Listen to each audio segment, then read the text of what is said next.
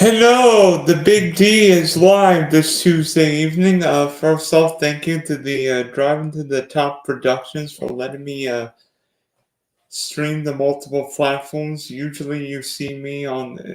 Usually, I'm streaming just on the Smoky Spectrum Sports YouTube page, but tonight I'm streaming on Facebook, Twitter, Twitch, the Driving to the Top production, and my YouTube page. So, welcome.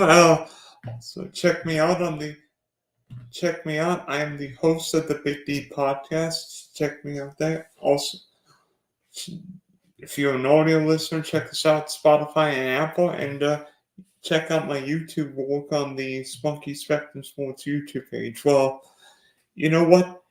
Everybody's got a mock draft. Mel Kiper's got a mock draft. Daniel Jeremiah's got a mock draft. I think Field Yates has got a mock draft. Peter Schrager's got a mock draft. Everybody's got a mock draft. And everybody's wondering, Dylan, when are you going to have a mock draft? When are you going to have a mock draft? Well, tonight I'm going to reveal my first round mock draft. Now, this isn't how it's going to go down next Thursday night in Detroit, but I thought we tried because it'd be fascinating just to see how the draft works, see how we could work. Because I do have a couple trades in the top five because seemingly quarterbacks are the big talk around draft day. Which quarterbacks are going where will a team move up for a quarterback, because every year a quarterback seems to really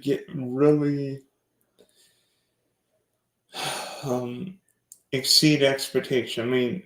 Every year there's one good quarterback. Last year you could argue C.J. Stroud was that guy, and Bryce Young looked like he couldn't even play in the NFL.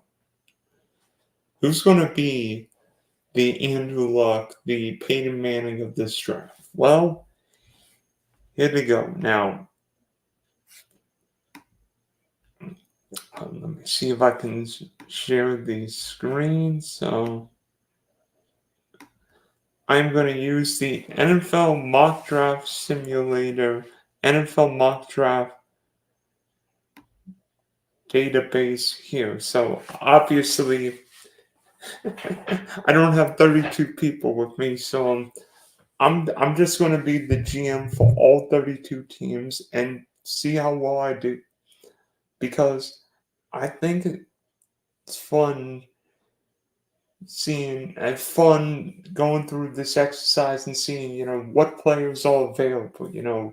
How would you fare?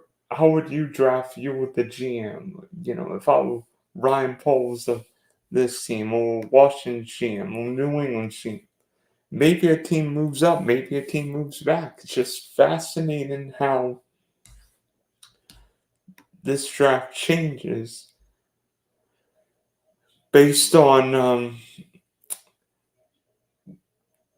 the information available. So obviously, I will start the draft. So now the Chicago Bears are on the clock, and unless somebody's been hiding under a rock the past 3.5 months, well, the Bears are not going to trade the 101 this year, unlike last year where they received the Kings' ransom for Bryce Young. The Chicago Bears are going to draft their quarterback in the future. I don't think Chicago will take the whole 10 minutes. Chicago will take Caleb Williams. Obviously, Caleb Williams is the best quarterback of this draft. Sorry, Jaden Daniels. Sorry, Drake May. Sorry, J.J. McCarthy. Sorry, Bo Nix. Sorry, Michael Penix. But Caleb Williams is the guy the Bears are going to hope is their franchise quarterback. I know what Caleb did his last 2 years. Lead the NFL and lead college football in passing. It's without a lot of great personnel on offense. Yeah, Jordan Addison in 22, but USC didn't have a true number one receiver this year. The offensive line was less than stellar, and USC couldn't stop a nosebleed on defense. And yes, people will say, "Do you care about the pink cell phone on the nail, on the cell phone, the nails?" You know what? I don't care. Guys today are different. I don't care what color your cell phone or nail phone you use or what color your nails are. I just care whether or not you can play football. And I know this from watching USC the last 2 years. Caleb Williams is the best quarterback since Trevor Lawrence. And I don't think this would take long. I don't think this would take long one iota. I think the Bears would take Caleb Williams. Chicago needs a quarterback in the division where the Lions made championship Sunday. Green Bay looks like a formidable force. And the Vikings are one quarterback away from being really decent. The Bears need a quarterback. I mean, frankly, Chicago has never put together a 4,000-yard passing season. Caleb Williams could bring Chicago its first true franchise quarterback since what? Sid Luckman or who was the Jim McMahon for the '85 Bears? The Bears. So the Bears finally get their franchise quarterback. At two, the Washington Commanders. Ike Washington can go one of two ways, but the more and more I think about it, the Commanders will take LSU Shane Daniels because I look at Cliff Kingsbury's offense. It favors an LPO offense, having that run pass threat. Obviously, look what Cliff did with Kyler Murray and the Arizona Cardinals and Caleb Williams with USC. While Jane Daniels might not be Caleb Williams as a passer, he's certainly as explosive, not more explosive than Caleb. So, and yes, I think Drake May is better, but for this offense, Shane Daniels probably fits the Commanders more. So I think Shane Daniels will end up in Orlando. And now 3 with New England. This is a real dilemma for the Patriots because I think New England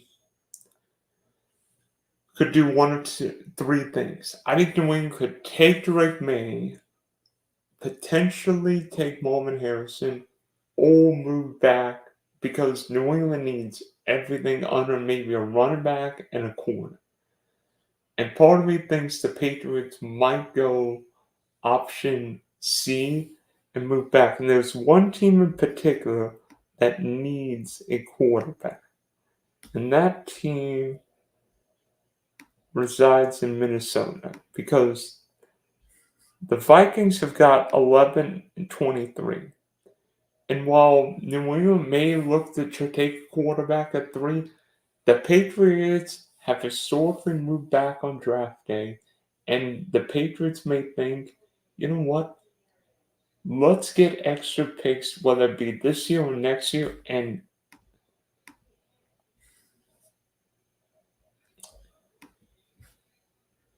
potentially set ourselves up for a better future. So I think Minnesota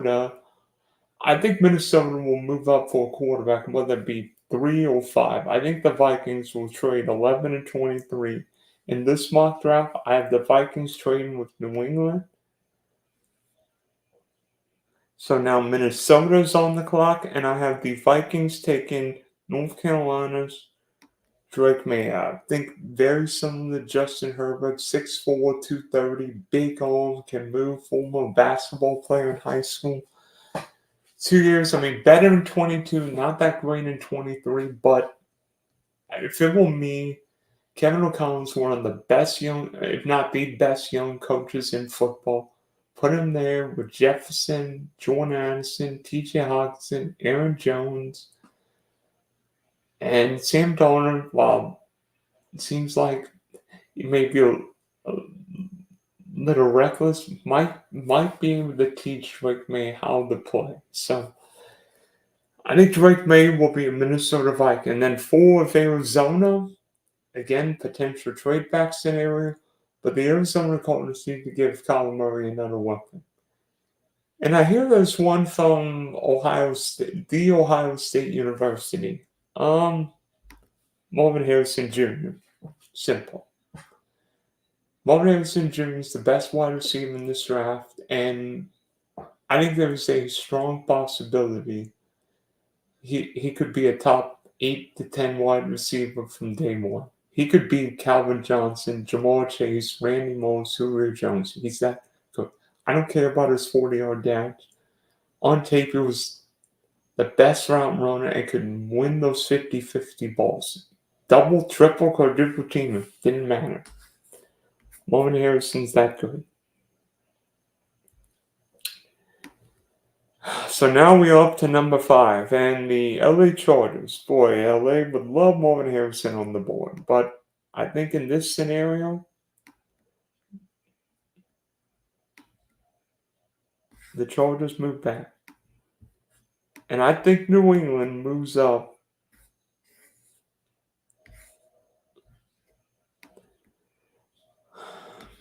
Let me see, for J.J. McCarthy. I mean, whether you think J.J. McCarthy's the number 5 pick, I think New England needs to get a quarterback. I mean, Jacoby Brissett's probably not the long-term answer. I think J.J. McCarthy makes a lot of sense for the Patriots, and the Chargers need draft picks. And a team could very well, whether it be for McCarthy or May, move in front of the Giants because New York very well may take it.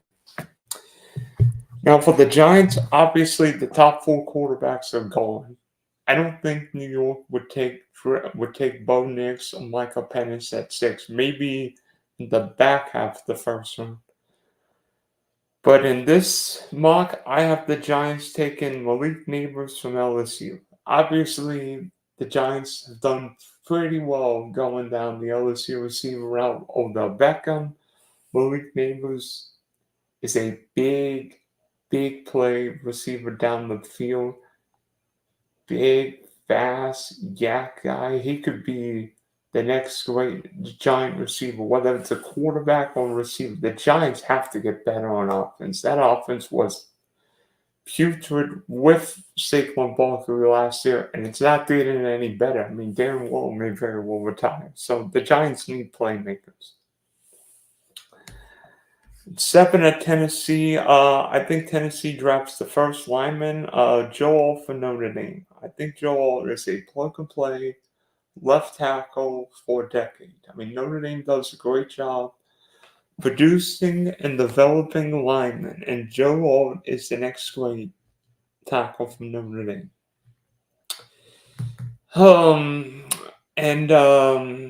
The Titans need more protection from their young for Will Evans. Obviously drafted Skaronski from Northwestern last year.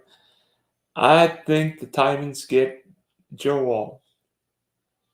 And Mr. Levis gets more protection. And so 8. Are the Falcons going to draft another wide receiver or skilled possession guy? I mean, they drafted Kyle Pitts, drafted Drake London, drafted Bijan Robinson. But in this draft, I think the Atlanta Falcons go pass rusher and take Dallas Turner. While this draft could be historically big on offense, there are some impactful pass rushers, and I think the Falcons get one. I mean, Atlanta seemingly can't get any pressure on the quarterback. So, I mean, Falcons got their quarterback, at least for the short term, in Kirk Cousins. Really good offensive line. Drake London, Pitts, Bijan just need help on defense. So I think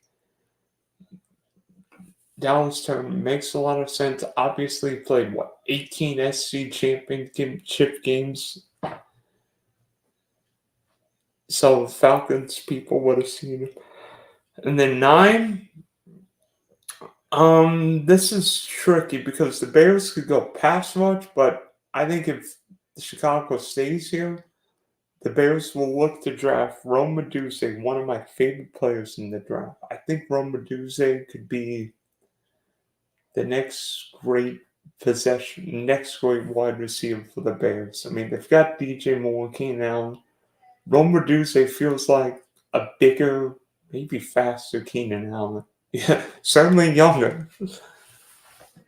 So now we are at the number 10 pick in Big D's first mock draft, and the Jets on the clock. What would New York do? I think the Jets could go tackle, but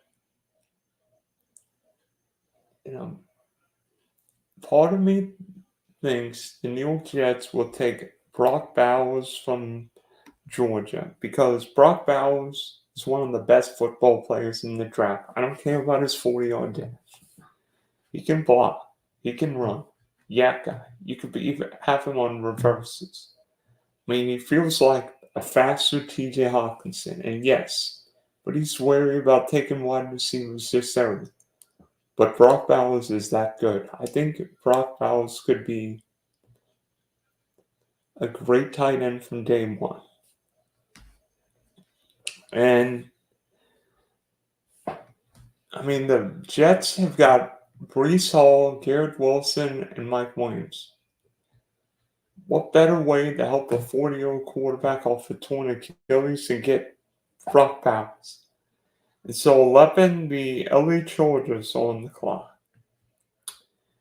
And while I think the Chargers could go a number of different ways, knowing Jim Harbaugh, I think he wants an offensive lineman.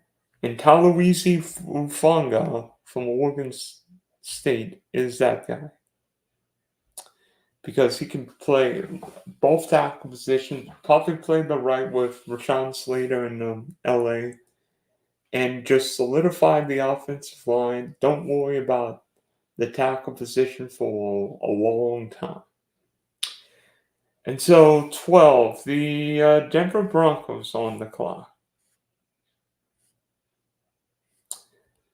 To be honest, I'm intrigued by what the Broncos do at 12 because I think Denver could go a couple different ways. Obviously, Brock Bowers, we said, would make a lot of sense because Sean Payton's done well with those kind of guys, Michael Thomas. But honestly, even though the Broncos don't have a second-round pick, I think Denver needs to get his quarterback position filled. And Bo Nix can be Drew Brees 2.0, at least with Sean Payton. I mean, he started 61 games in college. Yeah, he might not be the sexiest quarterback, but floor, he gives a little bit of that run pass upside. So I think Bo Nix in Denver would be very interesting. 13 with the Raiders. I think the Raiders could get a corner, could get a defensive lineman, but honestly, you really think Aiden O'Connell and Gardner Minshew will beat Patrick Mahomes in the AFC West? No. Now I hear that when Al Davis owned the Raiders, he liked guys who could throw the ball deep. When nobody can throw the deep ball better than Michael Penix. I think Penix will be a Raider. He can throw the ball far. And honestly, the Raiders have to make Davante Adams happy. And I think this pick would make him happy because throw the deep ball, open up the offense, make it to where teams can't defend the run, can't play somebody with corner and a safety over Davante Adams. Now it's like, well, this guy can throw you know what.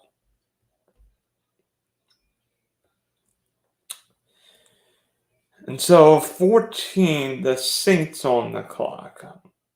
I don't know how the Saints get under the salary cap every year, but the Saints do. I think New Orleans has got to fix the offensive line. One of the tackles from previous drafts is not Wolf. I think it's Trevor Penning.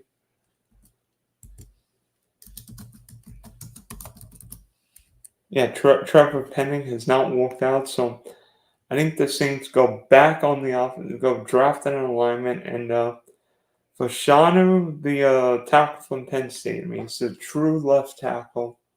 The guy, who- the guy who, honestly, when the season started, I didn't think he'd be available at 14. I thought he would have been a top 7 or 8 pick. That just shows how things have changed. Obviously, 15, we are now at the Indianapolis Colts. Oh boy.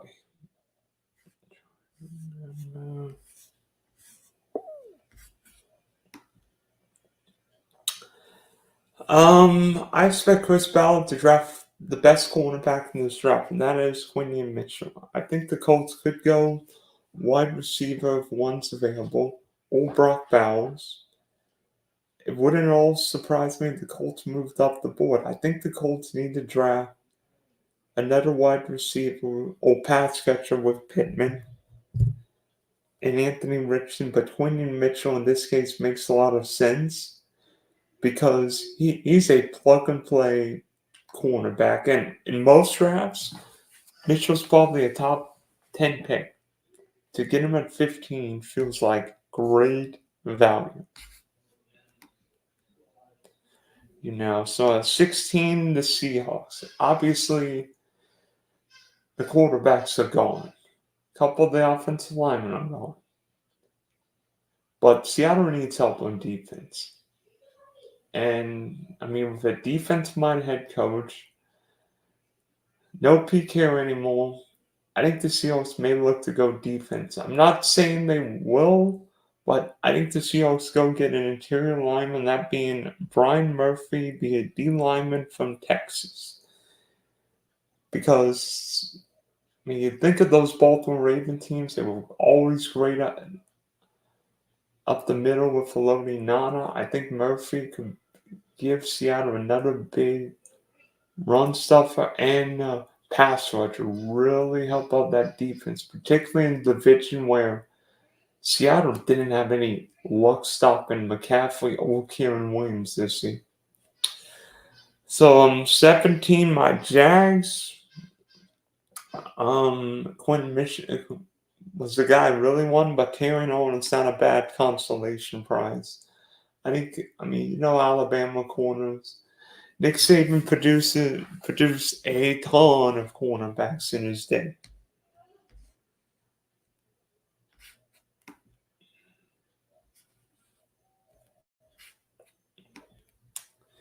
And I think Terry Long could be the next Alabama defensive back. Jackson needs a DB, could go wide receiver, the corners or maybe a pass rusher, but Ono Mitchell would be a great pick here. And so 18 with the Cincinnati Bengals. I think the Bengals are in a real interesting spot to get one of these linemen. Whether it means moving up now, could Brock Bowers somehow fall to him? Probably not. So I think Cincinnati will address the offensive line.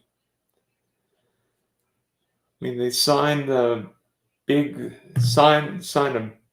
tackle from New England, but I don't think he's a long-term guy. I think the Bengals may look to draft a future tackle or guard, and in this case, Troy Fautanu, the lineman from Washington. Whether he's a tackle or guard, I think he makes a lot of sense. Excuse me. And Joe Burrow needs to stay healthy because we want number 9 playing 17 games. So the Rams, I don't remember the Rams having a lot of first round picks lately. So I think the Rams will go defense. I mean, could a quarterback be available? Yes. I think a quarterback, Matthew Stafford's heir apparent, could be there. Maybe later on in the draft. But I think the Rams will stay at home and draft Lieto Latu, the pass rusher from UCLA. Because the Rams still need help on defense. I mean, Aaron Donald's retirement. I mean, Rams drafted a lot of really good rookies last year, and I think LA could look to draft a few more this year. So now we're at the 20s. Yes, yes, only a couple. Yes, two trades. One with the Vikings moving from 11-3 and New England from 11-5. So now the Pittsburgh Steelers are on the clock, and I have the Steelers taking Marius Mims. I think the Steelers need to address the offensive line. I know some people may say, "What about an interior lineman?" It doesn't matter, interior or tackle. I mean, the Steelers drafted Broderick Jones last year. I think Pittsburgh goes back to Jordan and gets another tackle. So in 21, the Miami Dolphins on the clock. And I have Miami taking J.C. Latham, the lineman from Alabama. Miami's done pretty well with Alabama players. Tua, Jalen Waddle. I think Miami will look to draft.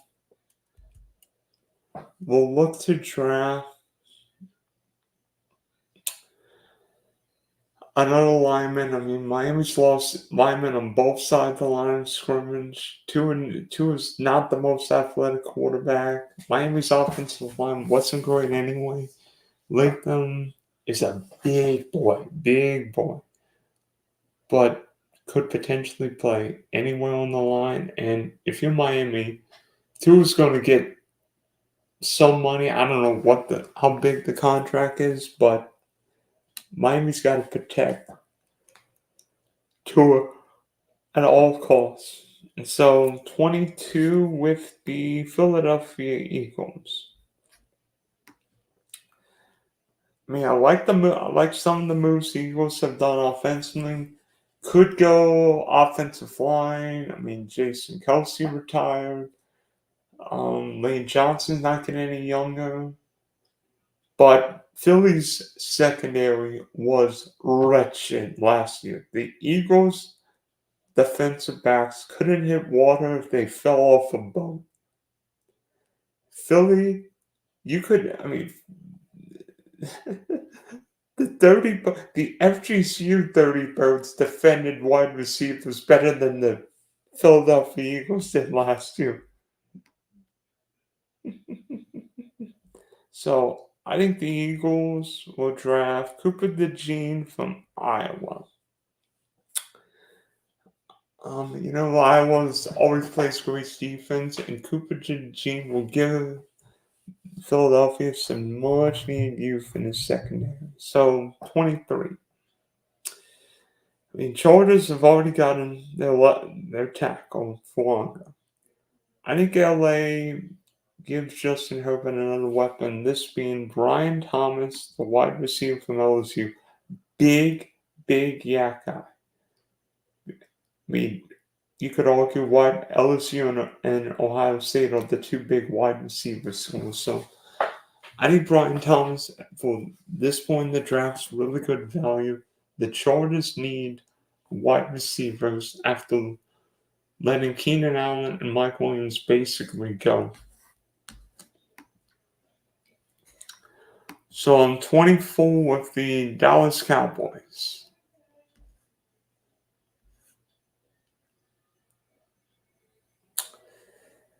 I think the Cowboys could go in a number of areas. I think they could go edge rusher. I think they could go tackle. I think they could go offensive line.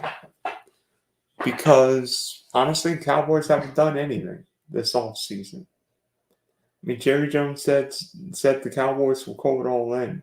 Yeah, all in and doing what? They haven't even signed Michael Paulson and CeeDee Lamb yet. So, The Cowboys need a lot. And I think Graham Baldwin, the center from Duke, makes a lot of sense here. I mean, yes, a couple of the corners, maybe the defensive line from Illinois and Donnie Mitchell, but I think Graham Baldwin makes the most sense here.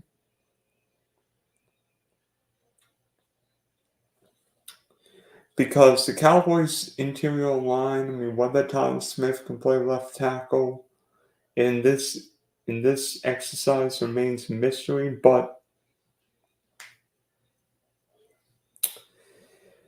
the Cowboys have to address the offensive line. I mean, Zach Mullen's not getting any younger. Already a couple guys out the door. Senator Washington, Tom Smith of New York. The Cowboys have to address the O-line at all costs. And so 25, Green Bay's got two areas in need. Corner and tackle. And Nate Wiggins from Clemson makes a lot of sense here.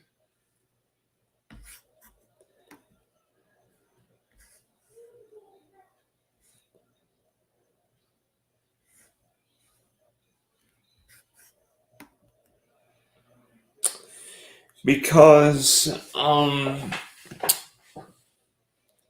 Green Bay last year struggled to cover wide receivers. I mean, we saw it seemed like every big wide receiver have fun against the Packers defense. So the Packers have to get another corner. I think Nate Wiggins, but again, could this be a trade up scenario? I mean, Green Bay's got what, 5 picks in the first 3 rounds. Could this be a trade up where a team moves back? Maybe the Packers move up and get, an Ono Mitchell. And so 26, the Tampa Bay Bucks. I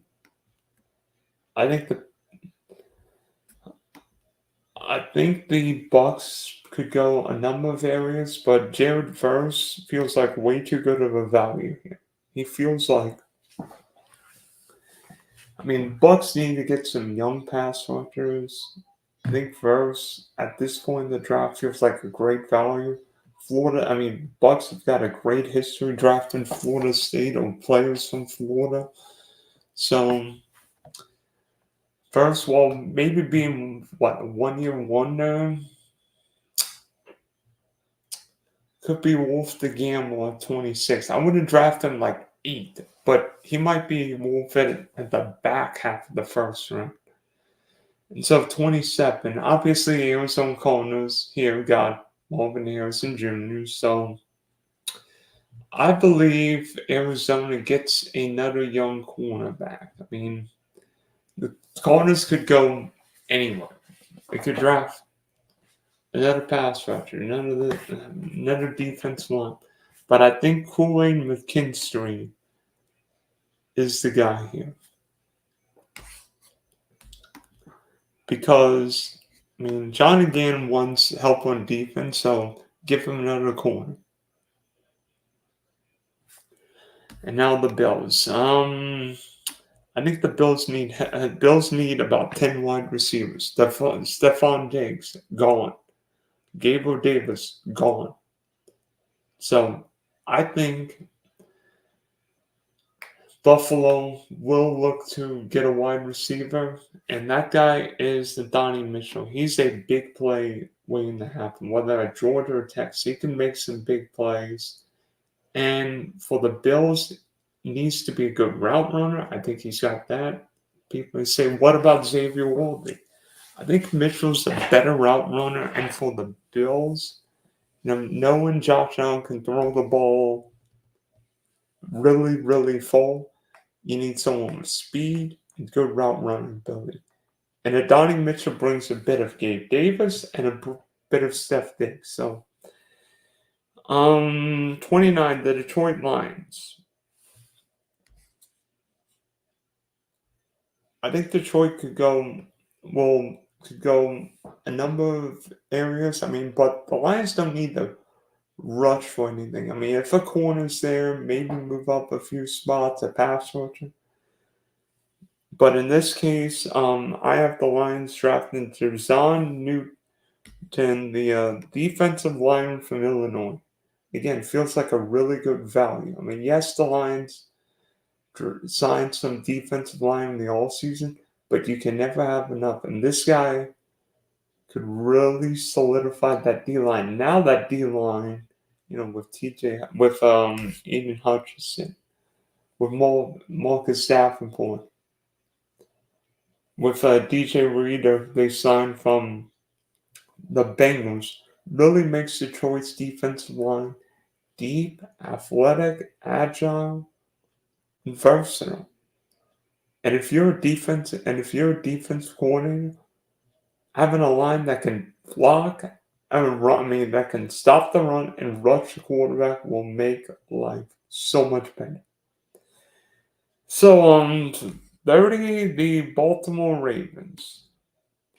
I think Baltimore will be a fascinating team to watch on draft day. Because I think the Ravens need a corner. I think the Ravens need an offensive lineman and maybe another wide receiver. But right now, I have the Ravens taking Tyler Guyton from Oklahoma.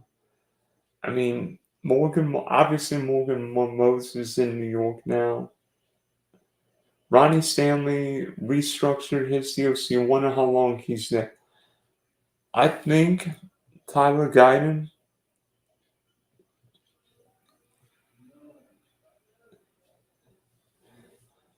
fits a critical need for the Ravens because they need someone who could play left and right tackle. I think Guyton can be that guy. Plus, we know the Ravens love running the ball, so Guy being that tackle could be huge for Baltimore.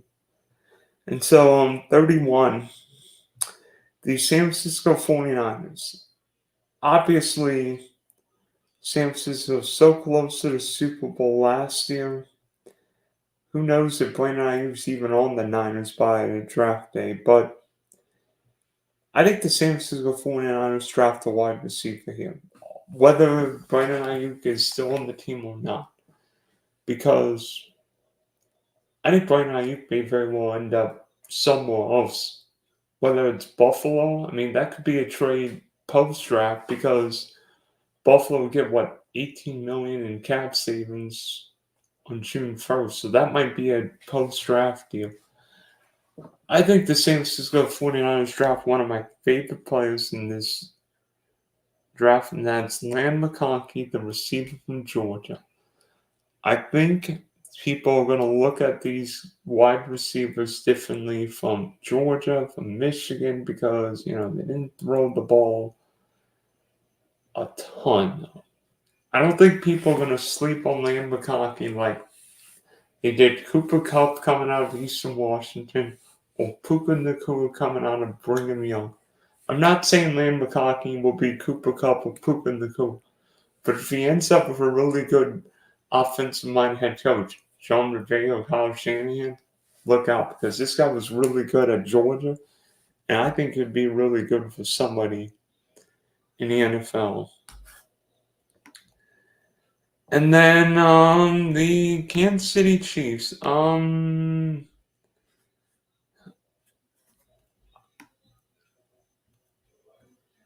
I know everybody will say the Chiefs are going to draft a wide receiver with the Rasheem Rice, but I think if I'm Kansas City, and I think Kansas City will draft a tackle, I don't have the Chiefs taking a wide receiver at 32. Now, if one's available, maybe. But I think the Chiefs take Jordan Morgan, the tackle from Arizona.